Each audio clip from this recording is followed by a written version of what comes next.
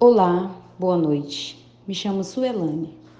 Hoje, eu e o meu grupo falaremos sobre placenta, estrutura e funcionalidade placentária. Meu grupo é constituído por Ana Vitória e Sofia. O nosso objetivo é explicar de forma clara o que é placenta, como ocorre o processo de formação e seu desenvolvimento, qual a importância da placenta para a mãe e feto, quais são as funções, quais são os hormônios sintetizados e quando ocorre o processo de eliminação. Bom, o que seria a placentação? Placentação é o processo de formação de placenta e ocorre logo após a anidação, que é quando o óvulo fertilizado se implanta na parede do útero cerca de 7 a 10 dias e se estende até o final do primeiro trimestre da gestação. Mas o que seria placenta? Seria um órgão ou um anexo? Bom, vamos descobrir ao longo da aula. A placenta é um órgão. Ela é um órgão temporário que se desenvolve durante a gravidez. Ela é um órgão materno-fetal que tem dois componentes, duas faces, uma parte fetal e a outra parte maternal. A parte fetal se desenvolve do saco coriônico, a membrana fetal mais externa, aquela que é conectada com o feto diretamente. Já a parte materna é derivada do endométrio, a membrana mucosa interna. Estrutura. Bom, como eu já falei anteriormente, a placenta ela possui duas superfícies, como você pode observar na imagem. São duas superfícies distintas, superfície fetal e a superfície materna. A superfície fetal é a placa coriônica e essa placa coriônica é coberta pela membrana amniótica, responsável pela aparência brilhante da sua superfície. A membrana amniótica secreta o líquido amniótico, que serve como proteção fetal e facilita as trocas. Esta placa coriônica está localizada na parte inferior da imagem, melhor dizendo, a parte interna. Essa aqui é voltada diretamente para o feto. Agora, a placa basal, que é a superfície materna ou decídua basal, é a parte da placenta que é formada a partir do endométrio, que é modificado durante a gravidez. Olá, me chamo Ana e eu vou dar continuidade à apresentação falando da decídua endometrial. A decídua ela é uma diferenciação do extrato funcional do endométrio, que seria a parte mais interna do útero. Essa diferenciação ela ocorre durante a gravidez, a partir do momento em que ocorre a implantação do embrião. Essa decídua, como o próprio nome já diz, é uma camada que vai se desprender, ela vai descer durante o parto. E ela possui três partes: a decídua basal, que fica próxima ao embrião, formando a parte materna da placenta, a decídua capsular, que cobre o embrião, e a decídua parietal, que representa as partes restantes da decídua. As células da mesma, elas aumentam de tamanho em resposta à progesterona, acumulando glicogênio e lipídios. Essa reação decidual, ela ocorre após a implantação do blastocisto, proporcionando nutrição ao embrião e possivelmente protegendo o tecido materno da invasão dos sinciotrofoblastos. Na imagem ao lado da tela, podemos observar o desenvolvimento das membranas placentária e fetal. A imagem A mostra a secção frontal do útero, mostrando a elevação da decídua capsular pelo saco coriônico em expansão de um embrião de 4 semanas, implantado no endométrio da parede posterior. A imagem B é a representação aumentada do sítio de implantação. As vilosidades coriônicas elas foram expostas, cortando-se uma abertura na decídua capsular. As imagens de C a F mostram secções sagitais do útero gravídico gestacional, da 5ª à 22ª semana de gestação, mostrando as mudanças nas relações das membranas fetais em relação à decídua.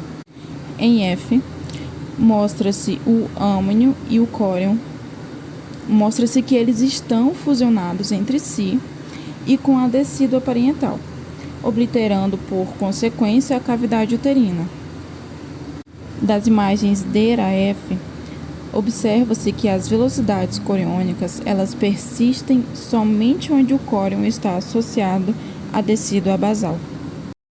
Olá, eu me chamo Sofia e, dando continuidade à apresentação, eu vou explicar sobre a formação da placenta e também sobre a secreção endócrina placentária. A formação da placenta começa logo após a fertilização, com o desenvolvimento do zigoto. O zigoto passa por divisões celulares chamadas segmentação, formando a mórula e, posteriormente, o blastócito. A formação do blastócito se inicia após a 5º ou 6º dia de gestação, onde temos duas partes principais. O trofoblasto, que é a camada externa que dará origem à placenta, e o embrioblasto, ou massa celular interna, que formará o embrião. A segunda fase é a implantação.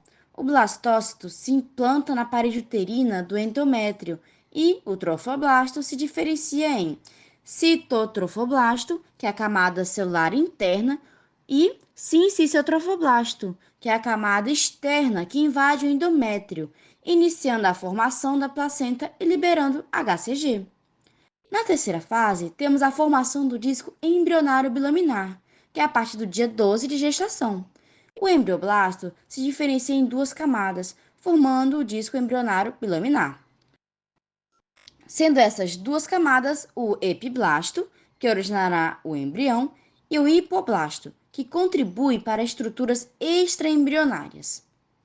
Na quarta fase, temos a formação das vilosidades coriônicas a partir da 2ª e a 3ª semana de gestação. O trofoblasto forma as vilosidades coriônicas que aumentam a área de contato entre o embrião e a mãe.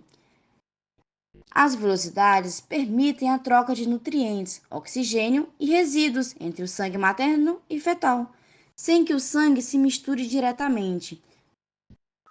Finalmente, no desenvolvimento da circulação placentária, na 4ª semana de gestação, temos as vilosidades coriônicas secundárias e terciárias, que contêm vasos sanguíneos e fetais, que estabelece o sistema de trocas gasosas e nutrientes entre a mãe e o feto. Com isso, na síntese de secreções endócrinas e placentárias, nós temos a função endócrina da placenta. Sendo assim, a placenta atua como uma glândula endócrina essencial durante a gestação, sintetizando e secretando hormônios fundamentais para o desenvolvimento fetal e a manutenção da gravidez. Sendo os principais hormônios secretados pela placenta o HCG, a progesterona, estrogênios, principalmente o estriol, HPL e relaxina. É claro, além dos fatores de crescimento e citocinas secretados pela placenta que ajudam no crescimento fetal e regulam a interação imunológica entre a mãe e o feto. Olá de novo, me chamo Ana e anteriormente eu estava apresentando a decídua endometrial e agora estarei apresentando a circulação placentária. As velocidades coriônicas ramificadas da placenta, elas proporcionam uma grande área de superfície onde materiais podem ser trocados através de uma membrana placentária muito delgada, interposta entre as circulações materna e fetal. É através das ramificações das velocidades que se originam das velocidades tronco que ocorre o principal meio de troca de material entre mãe e feto. A circulação placentária fetal vai funcionar da seguinte forma: o sangue pobre pobre em oxigênio, ele passa através das artérias umbilicais para a placenta. No sítio de ligação do cordão umbilical à placenta, as artérias elas se dividem em várias artérias coriônicas, dispostas radialmente, que se ramificam livremente na placenta coriônica antes de entrarem nas vilosidades coriônicas. Os vasos sanguíneos eles formam um extenso sistema arteriocapilar venoso, dentro das vilosidades coriônicas, que traz o sangue fetal para extremamente perto do sangue materno. Esse sistema ele proporciona uma grande área de superfície para a troca de produtos metabólicos e gasosos entre as correntes sanguíneas materna e fetal. Normalmente, não existe mistura de sangue fetal com o materno. Contudo, algumas quantidades muito pequenas de sangue fetal elas podem entrar na circulação materna quando defeitos mínimos eles se desenvolvem na membrana placentária.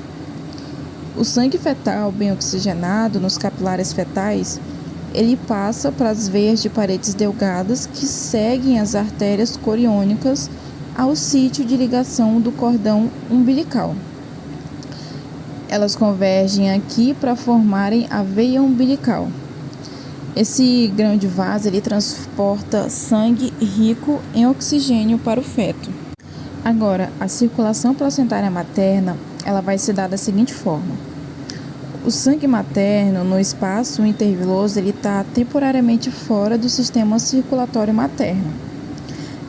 Ele entra no espaço interviloso através de 80 a 100 artérias espiraladas endometriais na decídua basal. Essas artérias elas descarregam para o espaço interviloso através de fendas na capa citotrofoblástica. O fluxo sanguíneo das artérias espiraladas é pulsátil. O sangue que entra ele apresenta uma pressão consideravelmente mais alta que a do espaço interviloso e, consequentemente, o sangue ele é lançado em direção à placa coriônica, que forma o teto, por assim dizer, do espaço interviloso. Assim que essa pressão ela se dissipa, o sangue ele flui lentamente pelas ramificações das vilosidades, permitindo uma troca de produtos metabólicos e gasosos com o sangue fetal. O sangue ele retorna pelas veias endometriais para a circulação fetal. O bem-estar do embrião, o feto, ele depende mais da irrigação adequada das ramificações das vilosidades com o sangue materno de que qualquer outro fator.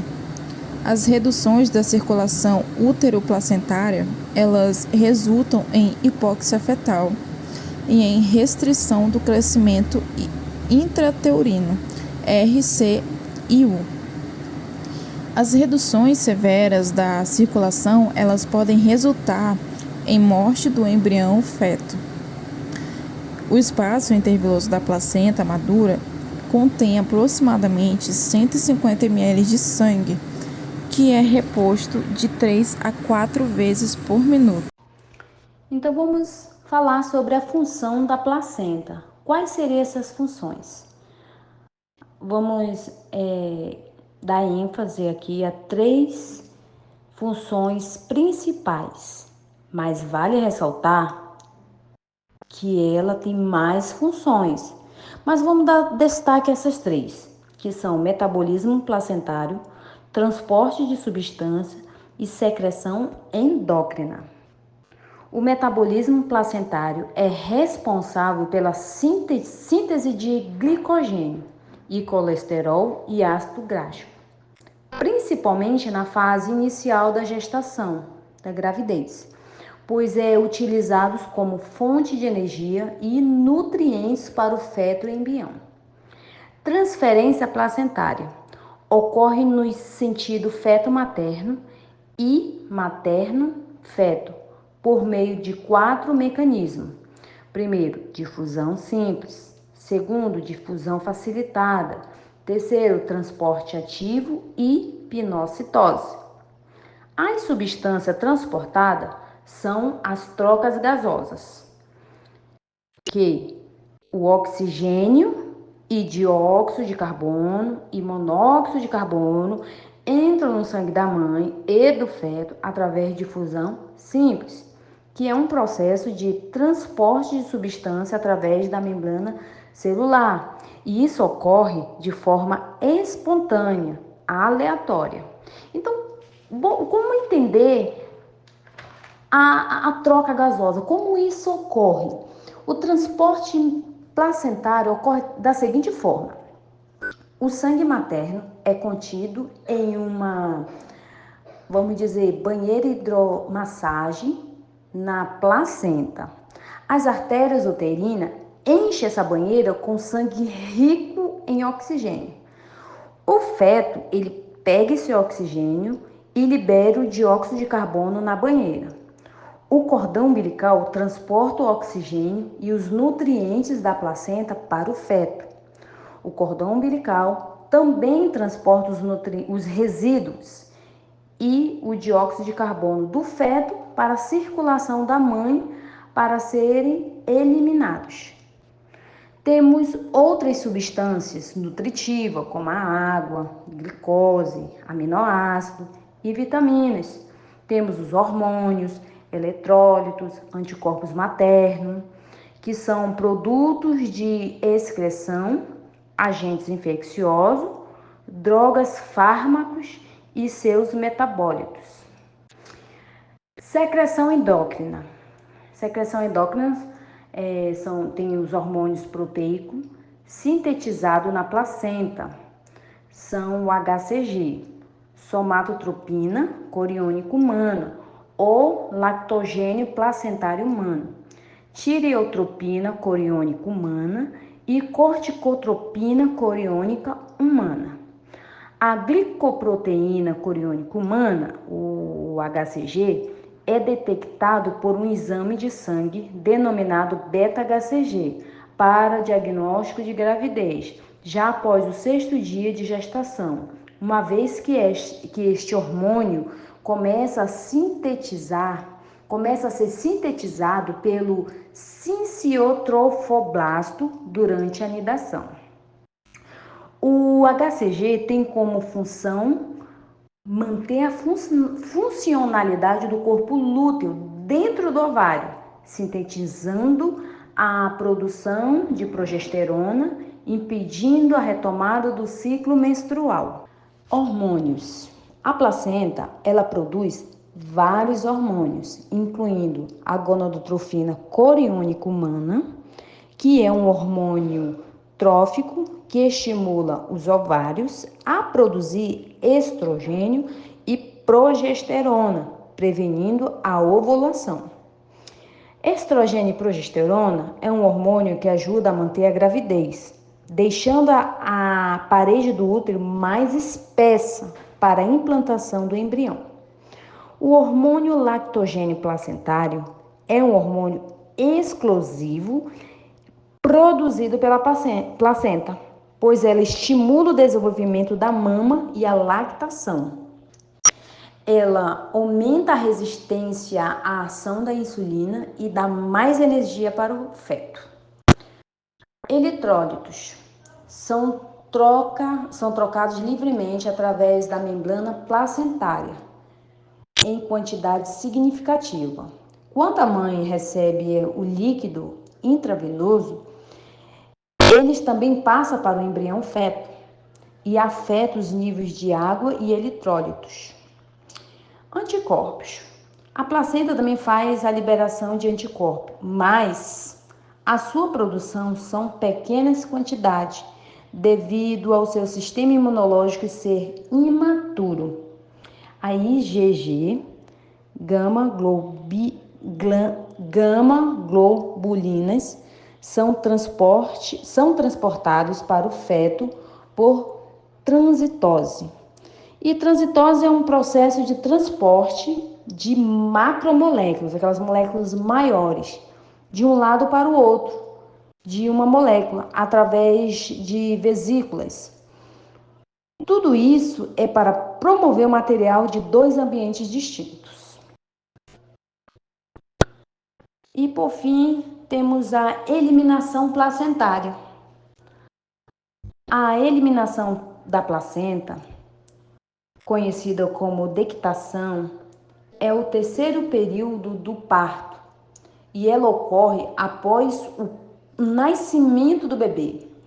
Ela é eliminada naturalmente devido às contrações uterinas e ela vai durar cerca de 15 a 30 minutos.